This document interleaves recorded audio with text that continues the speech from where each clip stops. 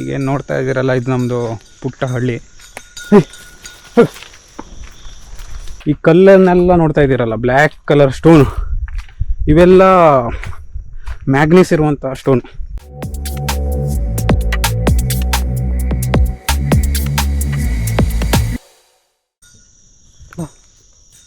ಬರೇ ನಮಸ್ಕಾರ ಕರ್ನಾಟಕ, ಎಲ್ಲರೂ ಆರಾಮ? ಈಗೇನು ನೋಡ್ತಾ ಇದ್ದೀರಲ್ಲ, ಇದು ನಮ್ಮದು ಪುಟ್ಟ ಹಳ್ಳಿ. ಇಲ್ಲಿ ಡೇ ಟು ಡೇ ರುಟೀನ್ ಹೆಂಗಿರುತ್ತೆ ಅಂತ ಫುಲ್ ಹೇಳೋಕ್ಕಾಗಲ್ಲ. ಬಟ್ ಈಗ ಮಾರ್ನಿಂಗ್ ದನಗಳನ್ನೆಲ್ಲ ತಗೊಂಡು ಮೇಯ್ಸಕ್ಕೆ ಬಿಡ್ತಾ ಇದ್ದೀವಿ.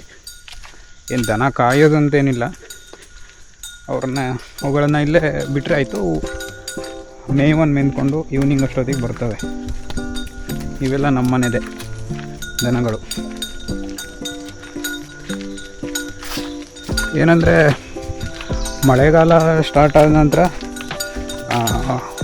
ಹಸಿರು ಸಿಗ್ತದೆ, ಗ್ರಾಸ್ ಎಲ್ಲ ಚೆನ್ನಾಗಿ ಬೆಳೆದಿರುತ್ತೆ. ಸೊ ಮೇವು ಕೂಡ ಚೆನ್ನಾಗಾಗುತ್ತೆ ದನಕ್ಕೆ. ಆಮೇಲೆ ಹಾಲು ಕೂಡ ಹೆಚ್ಚಿಗೆ ಕೊಡ್ತವೆ. ಸೊ ಮುಂದ್ಗಡೆ ತುಂಬ ಬ್ಯೂಟಿಫುಲ್ ಆದ ಪ್ಲೇಸ್ ಇದೆ, ಗ್ರೌಂಡ್ ಗ್ರೀನ್ರಿ ಇದೆ. ತೋರಿಸ್ತೀನಿ ಹೆಂಗಿದೆ ಏನು ಅಂತ.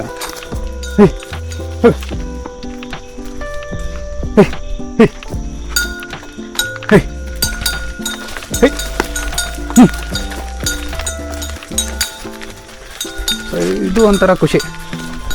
ಕಾರ್ಪೊರೇಟ್ ಲೈಫ್ಗೆ ಇದಕ್ಕೆ ಹೆಂಗೆ ಡಿಫ್ರೆನ್ಸು ಅಂತ ನೋಡಿ. ಕಾರ್ಪೊರೇಟಲ್ಲಿ ಡೈಲಿ ಇಷ್ಟೊತ್ತಿಗೆ ಲ್ಯಾಪ್ಟಾಪ್ ಆನ್ ಮಾಡಿಕೊಂಡು ಮುಂದ್ಗಡೆ ಕಾನ್ಫರೆನ್ಸ್ ಕಾಲ್ ಹಾಕ್ಕೊಂಡು ಕುತ್ಕೋತೀವಿ ಡೈಲಿ ಅಪ್ಡೇಟ್ ಕೊಡೋಕ್ಕೆ.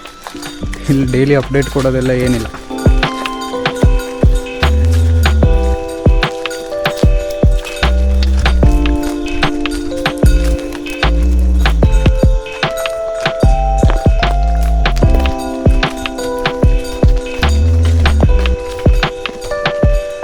ಕ್ಯಾಮ್ರಾ ನೋಡಿ ಹೆದರ್ಕೊಳ್ತಾ ಇದ್ದಾವ ಹಂಗೆ.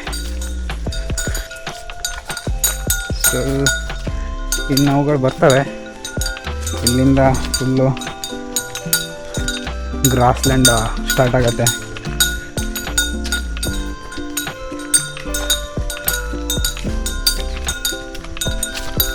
ರಾವಣ್ಣ, ಹಾಂ ಹಾಂ, ಇಲ್ಲೇ ಹೋಗಪ್ಪ ನಾಳೆ. ಮೊನ್ನೆ ಹಾಂ, ಹೌದಾ? ನಿನ್ನೆ ಸಿಕ್ಕಾಪಟ್ಟೆನಲ್ಲ, ಬಸ್ಸು ಉಳು ಬಿದ್ದಿತ್ತಲ್ಲ ಅಲ್ಲಿ, ನಿನ್ನೆ ತೆಗೆದು ಓಡಪ್ಪ. ನಾನು ಮಾತಾಡೋದು ಭಾಷೆ ನಮ್ಮ ಕಡೆ ಲೋಕಲ್ ಹವ್ಯಕ ಭಾಷೆ ಅಂತ ಹೇಳ್ತಾರೆ. ನಿಮ್ಗೆ ಅರ್ಥ ಆಗಿರ್ಲಿಕ್ಕಿಲ್ಲ, ಬಟ್ ಇದನ್ನು ಸ್ವಲ್ಪ ಆ್ಯಡ್ ಮಾಡಿರ್ತೀನಿ. ಎಷ್ಟು ಅರ್ಥ ಆಗುತ್ತೋ, ಏನು ಅರ್ಥ ಆಗಿದೆ ಅಂತ ಕಮೆಂಟ್ ಹಾಕಿ. ನೋಡ್ಬೋದು ಈಗ ಹೆಂಗಿದೆ ಗ್ರಾಸ್ಲ್ಯಾಂಡ್, ಫುಲ್ ಗ್ರೀನ್ರಿ. ಡಿಸೆಂಬರ್ ತನಕ ಹೀಗೆ ಗ್ರಾಸ್ಲ್ಯಾಂಡ್ ಇರುತ್ತೆ.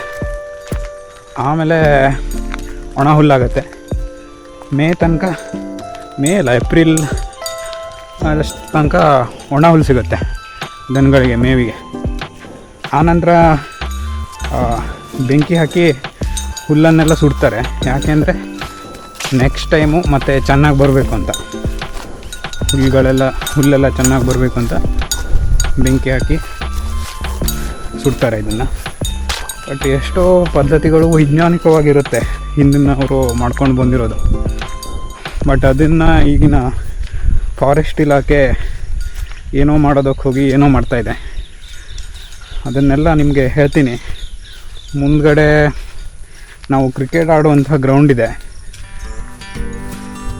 ಅಲ್ಲಿ ಅದನ್ನು ನಾವು ಆ್ಯಕ್ಚುಲಿ ರಿಜಿಸ್ಟರ್ಡ್ ಮಾಡಿ ಪಂಚಾಯತ್ ಅಂಡರು ಕಾಯ್ದಿರಿಸಿದ ಆಟದ ಮೈದಾನ ಅಂತ ಮಾಡಿದ್ದೀವಿ. ಅದಕ್ಕೆ ಪ್ಲ್ಯಾಂಟೇಷನ್ನೆಲ್ಲ ಏನೂ ಮಾಡಿಲ್ಲ, ಹಾಗೇ ಇದೆ. ಇಲ್ಲಿಂದ ಒಂದು 1/2 ಕಿಲೋಮೀಟರ್ಸ್ ಆಗುತ್ತೆ. ಅಲ್ಲಿ ಹೋಗಿ ತೋರಿಸ್ತೀನಿ.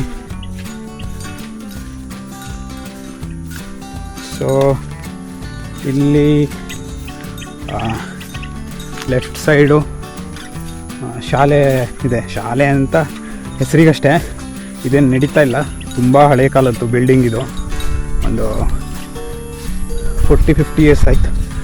ನಾರ್ಮಲ್ ಏನಾದರೂ ಸಾರ್ವಜನಿಕ ಕೆಲಸಕ್ಕೆ ಇರಲಿ ಅಂತ ಒಂದು ಚಿಕ್ಕ ಬಿಲ್ಡಿಂಗ್ ಮಾಡಿದ್ದಾರೆ.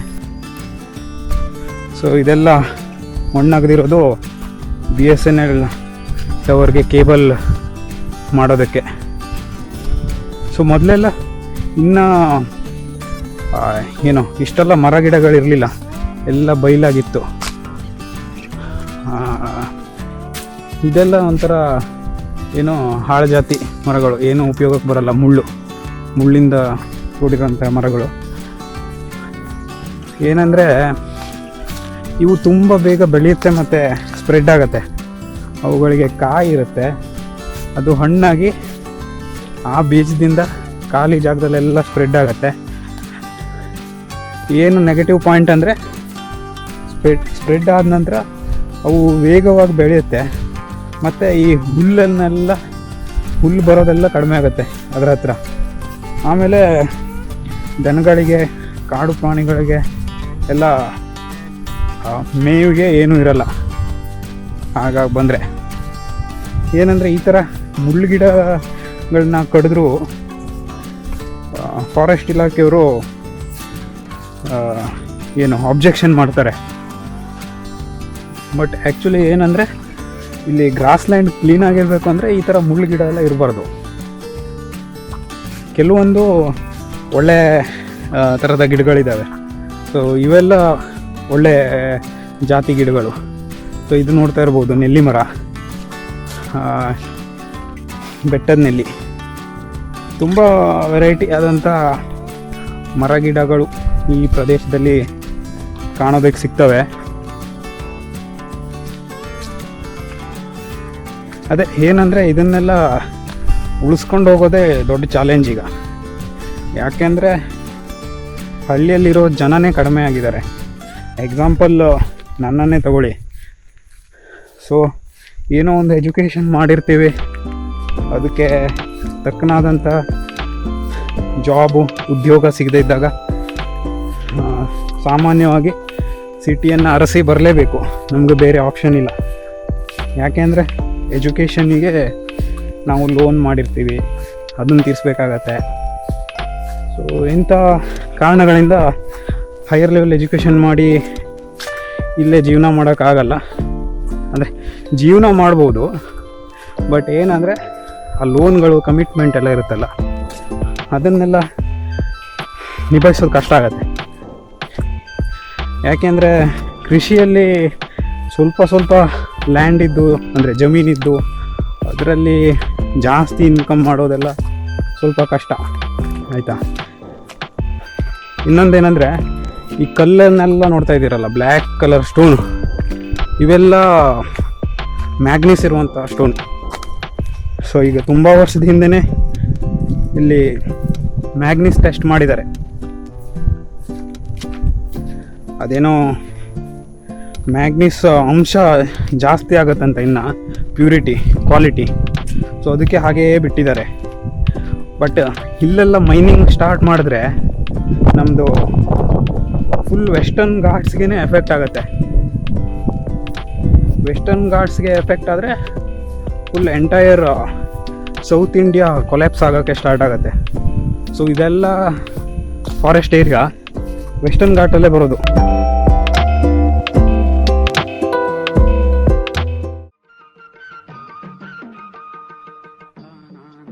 ನಿಮ್ಮ ಪ್ರೀತಿ, ಪ್ರೇಮ, ವಿಶ್ವಾಸ ಅಷ್ಟಿದ್ರೆ ಸಾಕು.